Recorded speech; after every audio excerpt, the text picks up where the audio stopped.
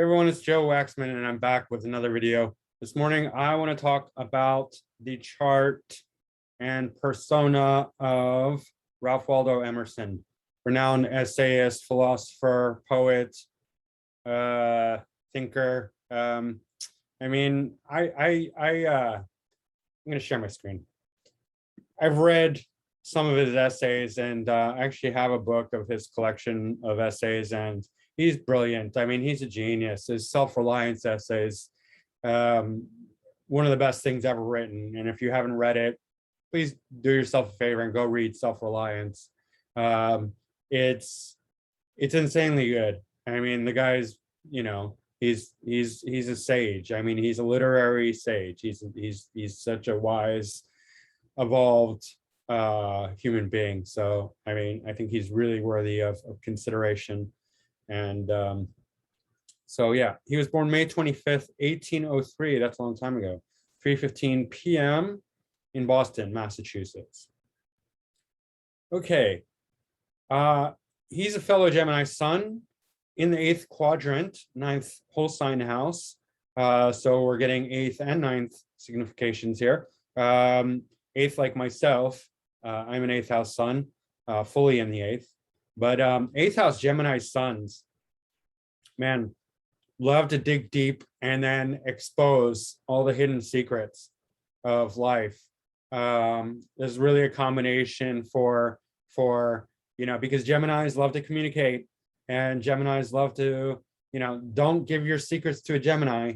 But Gemini in the house of secrecy loves to reveal all the secrets, especially the sun, because the sun is a big ball of light, and here it's in the darkness. So, when you're taking the sun, imagine taking the sun into like spelunking, like into a deep, dark cave. It's going to illuminate all the hidden things, right? So here, Ralph Waldo Emerson is taking his big, giant ball of light into the deep, dark cave of the 8th house, and with Gemini, and exposing all the hidden secrets that he can find, and that's one of the things that he was known for. One of his other famous essays was Nature, and this goes into his philosophy about that he was kind of radical, like in that, especially for that time. It was he was born 1803, so this is the 1800s. He radically departed from religion, which was very orthodox and dogmatic at that time, and thought that by studying nature, we could learn the secrets of God. This was radical, right? It's a radical ideology. And that's very much Gemini 8th house, 9th house significations there. Revealing the secrets of God through nature, right? 8th house is in Taurus. Taurus is representative of nature. Whenever we think about nature, think about Taurus. So he's very much into, and Venus is ruling the ascendant and 8th house. So he's very into the secrets of nature and revealing them. That's a Gemini trait. And brilliant. I mean, his Mercury is in Gemini. So it's the final dispositor. Mercury is the planet of communications, reading, writing, expressing, communicating. In the 9th house, philosophy. He was more of a philosopher and a highly educated person. He taught in school. He was a teacher. He was a lecturer, an essayist. He lectured around, the country. He became very popular as a lecturer, giving lectures on philosophy and his profound thinking to all, to colleges and secret societies and all that. Yeah. So he was very, he was into religion, but he also radically departed from it because he was not wanting to just follow along and go along with the group think. And that's the same quality that all evolved people have. I mean, if you want to know how to identify as somebody who's more evolved, not necessarily whether they're sort of more on the soul side or egotistical side, because I'm thinking like Aleister Crowley would probably qualify for this. And Aleister Crowley was basically a Satanist, an egotist. I mean, ego is Satan. I mean, it's the same thing. If you want to know what a Satanist is, they're an egotist. They worship the ego instead of the soul. So it's what I'm getting at is that more evolved people, they're not going to toe the line as far as group think, group ideology. They're going to be very independent thinkers always, 100% of the time. That's how you know. If they're following the same party line as everyone else, they're not an evolved thinker. They're not an evolved soul. Okay, so therefore, Ralph Waldo Emerson, very philosophical, very religious minded, as well as secrecy, this deep secrets of nature, of God. He's very into that side of things. Very literary, very high-minded, and yes. Let's look at his moon. Moon is in Leo, in the 10th house, 11th sign, conjunct Mars. Moon's ruling the MC, the 10th house cusp. So here he's I mean, this is very good for recognition, obviously, career success, being seen and heard by others. Also, it shows a very compassionate, sort of caring career, which he was. He was a very compassionate man, and at that time there was slavery, and he was an abolitionist. He was very much against slavery, and that the moon helps a lot with that because Mars helps a lot with that, because it's giving him a lot of courage, which he needs because Libra ascendant and Gemini are, I mean, Gemini is courageous. Libra ascendant definitely isn't, but Gemini can be, it's mutable. So it's going to be, it might be courageous one day and then completely not the other day. You never know with Gemini. But Mars is ruling the 2nd house and the 7th house. So 2nd house for speaking, and 7th house for connecting with others in the 10th house, 11th sign, because it's in the 11th house cusp is in Leo. So this is very good for speaking, for being publicly, public recognition. He was a lecturer, like I said, he was a teacher, and then an essayist. So we're getting a lot of these signification, speaking, public appearance, being courageous even in public, because the Mars in Leo, so he could be outspoken. He could be going against the tide, being independent. He was a founding member of the Transcendentalists. I believe that's what it was. I'm just going to, Transcendentalist movie. He was very into individualism. There's a photo of his. I always take notice of the nose. Very strong nose, for whatever that's worth. So anyway, very proud. Disposited by the Sun in Gemini. Mercury again, final dispositor. So yeah, this would even give him a lot of pride, a lot of ego, make him somewhat aggressive. But I know he was very gentle soul. He was not a fighter, but interesting that this combination here, Mars conjunct the moon. It also made him makes him very active-minded and very action-oriented, and he was no slouch. I mean, he wrote a ton of material, and Mars probably helped with that a lot. Yeah.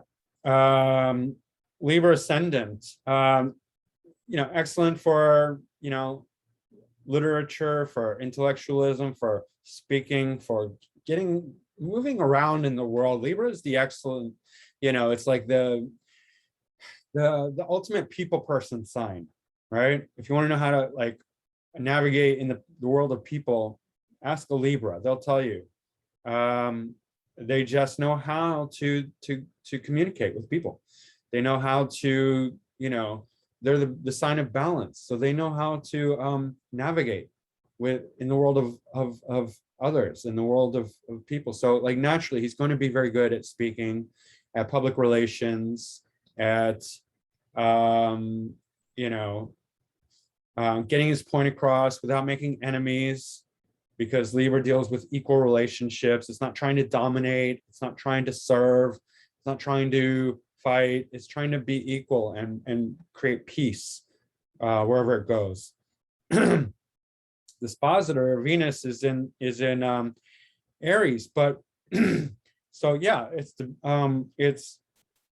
in detriment, Venus in Aries, but it reflects back on the ascendant, and so it's good for the ascendant. Actually, it's good for the self. What this means is when the ascendant lord is in the 7th house, it shows that the people he attracts are going to be weaker than he is.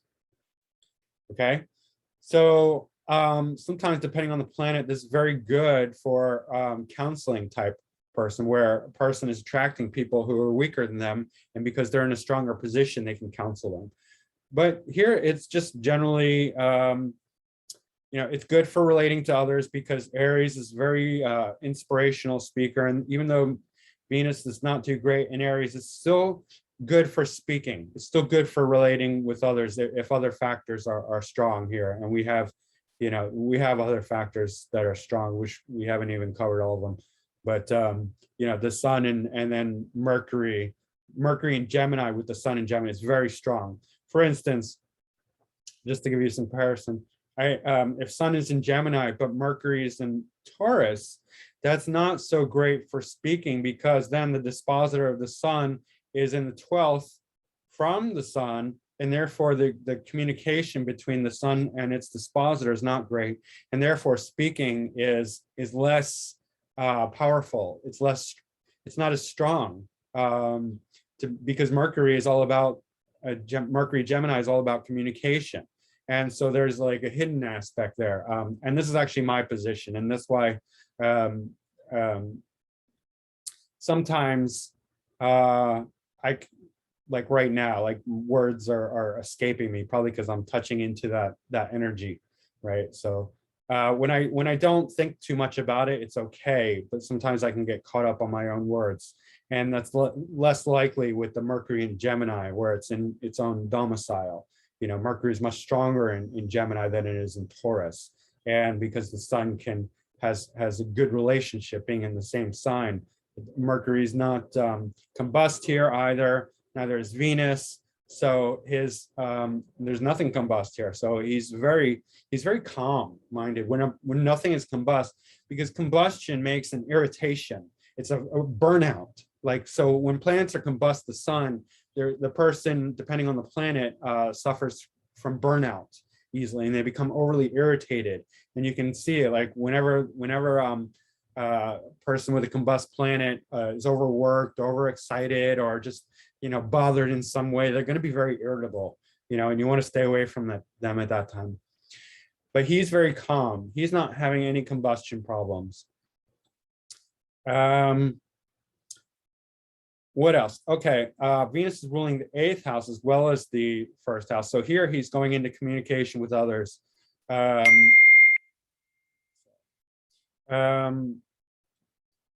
also the secrets of the 8th house is going into the 7th house.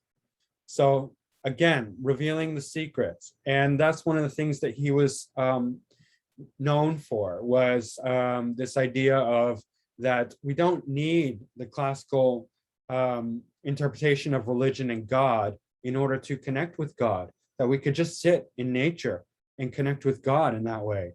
And that was a revolutionary, radical idea that he was heavily criticized for, because people were like, you know, had a very dogmatic religious view and said, no, only through the Bible and going to church can we connect with God. I mean, I'm not religious in that sense. And I don't believe in that. That's not something that I'm going to ever sort of, it's not going to, you know, it doesn't work with me. I'm too independent minded. And so is he. So he is all about revealing the secrets of nature, which is the 8th house cusp is in Taurus, and Venus is ruling Taurus, and sharing them with others in his lectures, in his essays. Again, if you have not read Self-Reliance at least, or Nature, do yourself a favor, read them. They are excellent and so relevant today. I mean, it's timeless wisdom. I mean, he's a highly evolved person. He's very, very evolved. Okay. Let's see what else. South Node is in Leo in the 11th house. So and it's, by the way, it's conjunct Regulus. And interestingly enough, I think it's like every 72 years we move 1 degree. So like already the Regulus is going to be moving. I don't know. I can't remember. It's like 28 or 29 degrees now. And back then it was at 27. So yeah, the fixed stars do move 1 degree a year. I know the flat earthers think they don't move. They're wrong.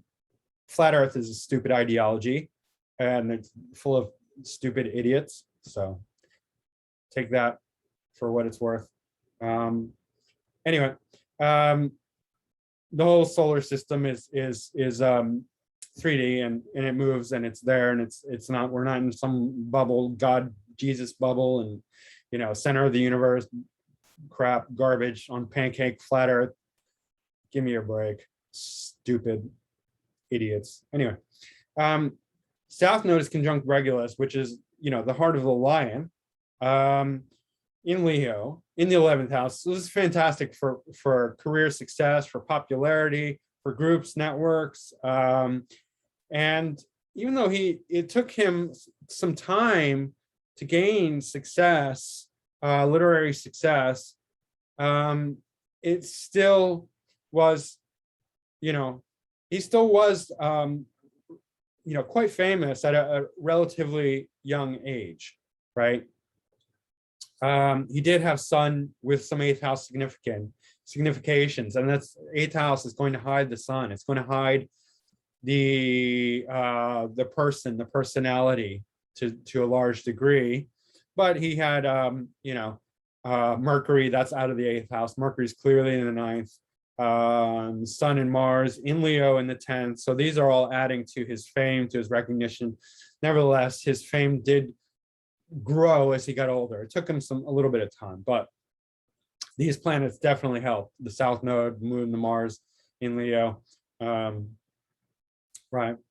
And then we come to Saturn and Jupiter in Virgo, and check this out. He's not famous for nothing. Jupiter and Saturn, both stationary.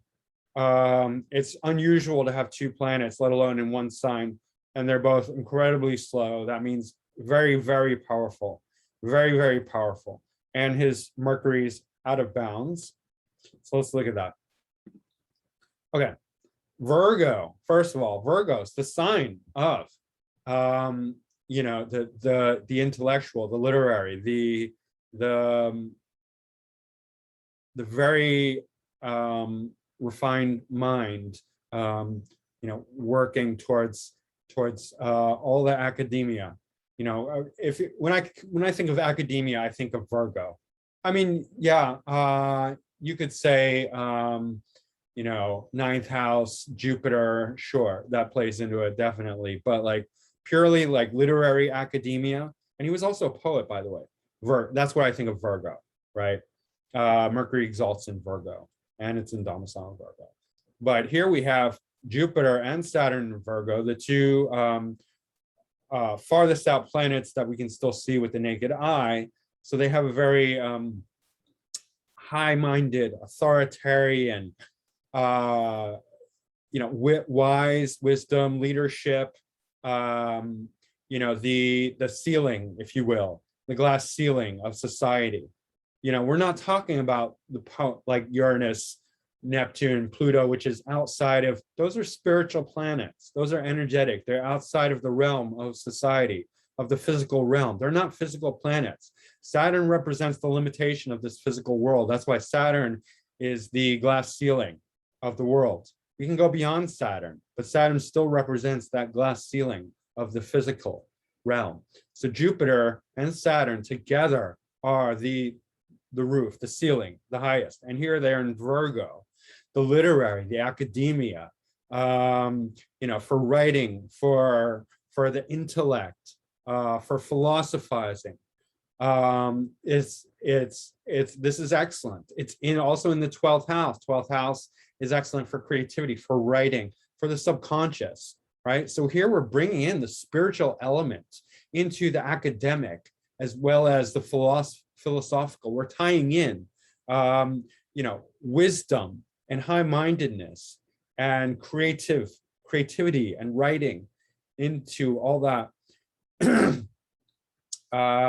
Saturn is the authority. Saturn is what really grows in time. And this is one of the reasons that as he got older, he became more profound, more successful, more his writing became better and better, and his expression of the truth, of wisdom, became better and better, because Saturn here is limiting Jupiter. Jupiter is the philosophy, Jupiter is the wisdom, and Saturn is limiting Virgo. It's limiting his academia, because like when he was in school, he was in the middle. He was a class poet, but even academically, he was in the middle.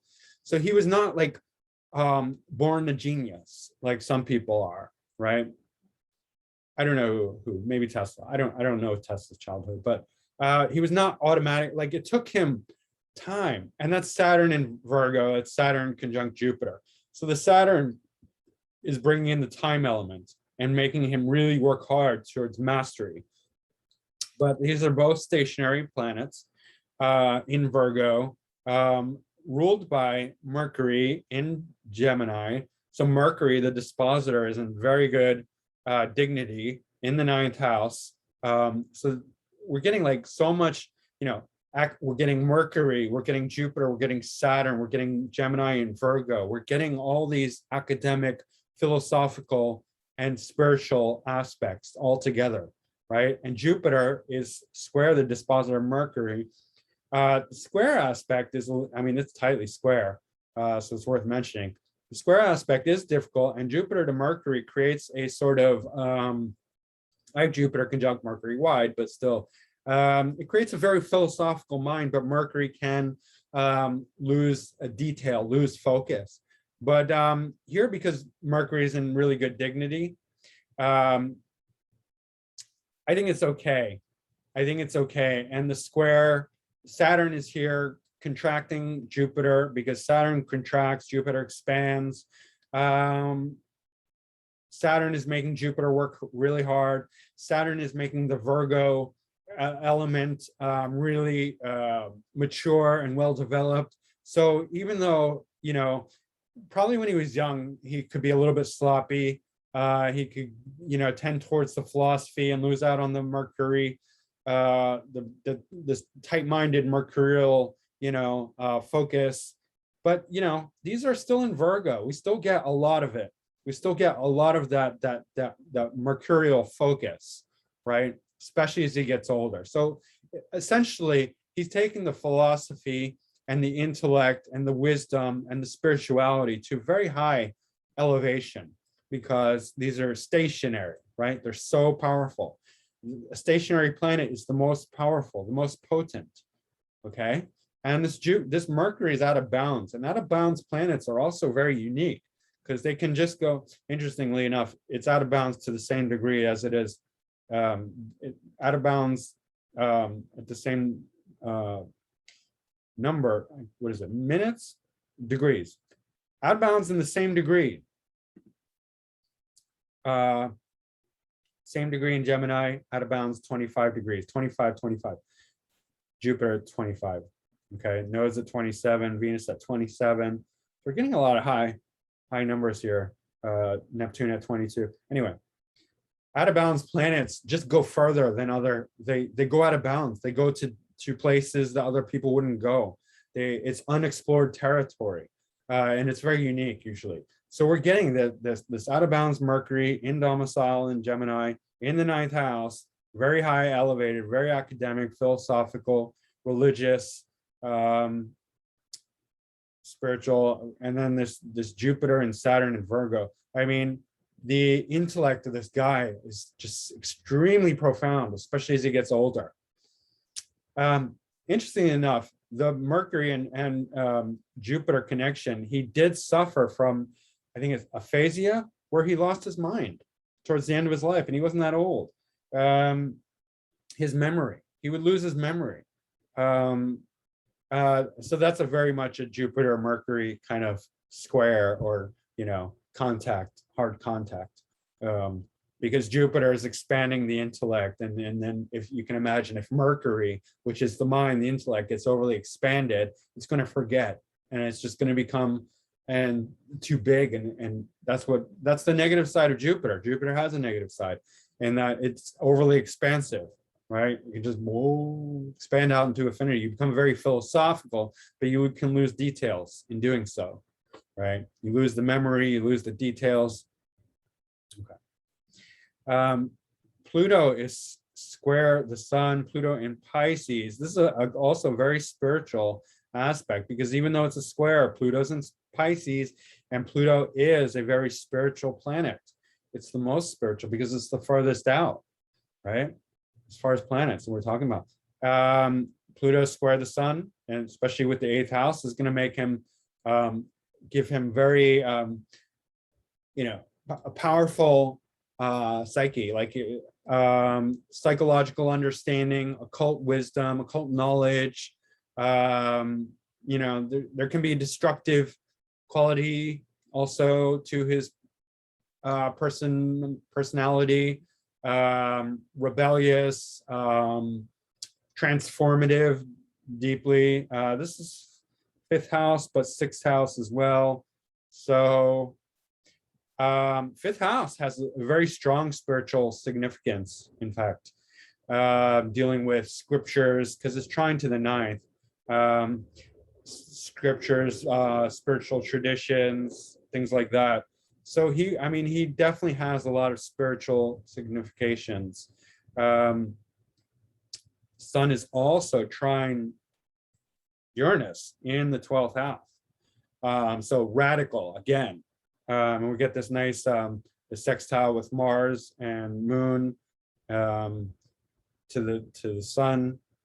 This mini trine, I forget what the technical name is. That's the Mercury Jupiter conjunction. I forget details, but anyway, Uranus in the 12th is very radical. It can create a lot of radical ideologies, and it can be good or bad. Like Hitler had Uranus in the 12th. And we know he had a pretty radical ideology, you could say that.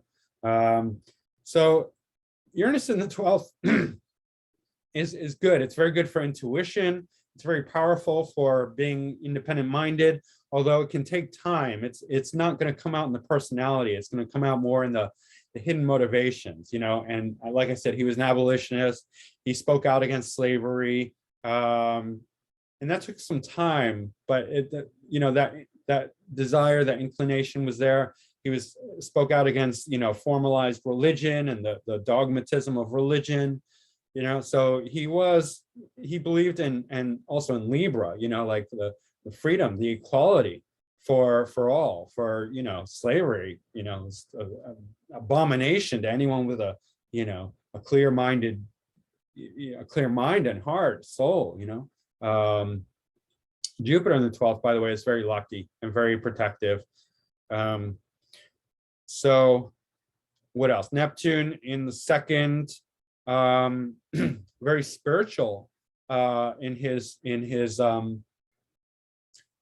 mind, in his speech, in his Neptune's in Scorpio. So, deeply, profoundly spiritual within his in his values and his speech and his knowledge. I have Neptune in the 2nd. I love spirituality. Neptune in the 2nd is also not good for money, because it can be overly generous. It can be overly, like, money just falls away.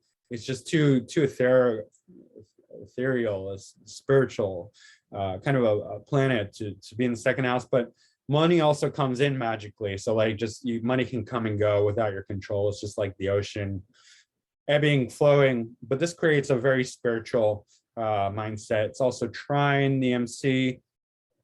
So it's definitely relating to his career. It's sextile Jupiter, which is connecting to the Mercury. So he's bringing in, also disposited by Mars, Moon in the 10th house. So he likes to talk about spiritual things and mysteries and occultism. For for sure. Chiron's at 0 degrees Capricorn. It's basically opposite the Mercury, although out of sign, it's still in there. And there's a trine, out of sign trine to Venus, and out of sign square to Jupiter. So it's making connections, this Chiron. And Chiron obviously deals with the wounded, the rejected, the down and out, the hurt. It shows a lot of empathy when Chiron's making contacts, depending on what kind of contact. It can show hypersensitivity for the person because of their own wounds, their own rejection. And the third house shows that his courage and expression was, he needed to heal that. So I imagine he was quite shy as a youth, reserved, definitely not more out. It took him a while to gain courage because third house is where we can see the courage in a lot of ways, and self-motivation. So courage was slow for him, but after a while, as he got older, he became more and more courageous. And I know that's true because I read it. Well, we don't always read what's true, but at least I did read it, that he became more outspoken and courageous as he got older. But Chiron's going to show a lot of empathy, and it's going to tie into his beliefs and his expression and his teaching. Concern for the smaller man, the man or woman, slavery, poor, down and out, the suffering, the wounded, all that, right? Yeah, Chiron is where once you heal yourself, then you can heal others. That's the key, and Chiron's a symbol of a key. That's a key to Chiron.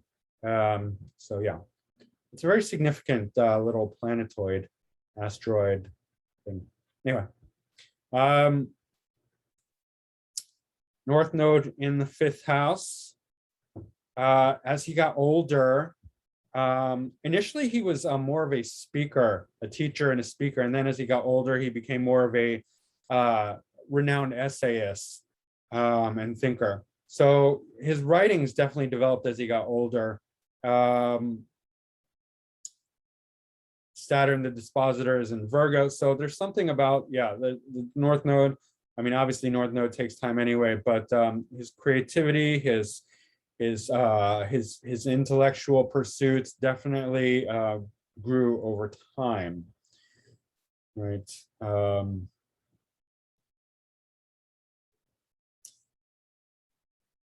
Anyway, I think that pretty much sums it up for Emerson. But also, just look at the general planets, like how spread out they are. This is a very, very balanced individual. He's got all the signs well covered. I mean, he's got basically all 3 air signs, all 3 water signs, 2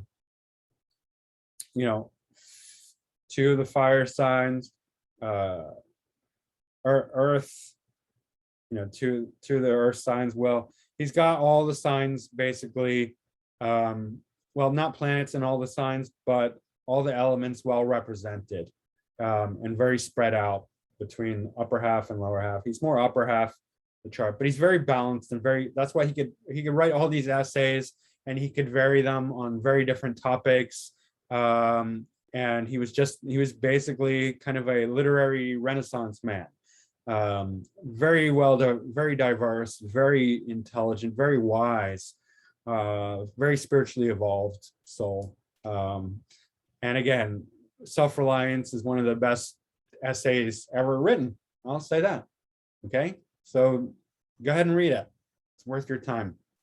That's Ralph Waldo Emerson. Brilliant, wise, humanitarian, philosopher, poet, essayist, lecturer. So yeah, incredible gift to humanity. So that's it for today, guys. If you enjoy this content, don't forget to hit like, subscribe, and share.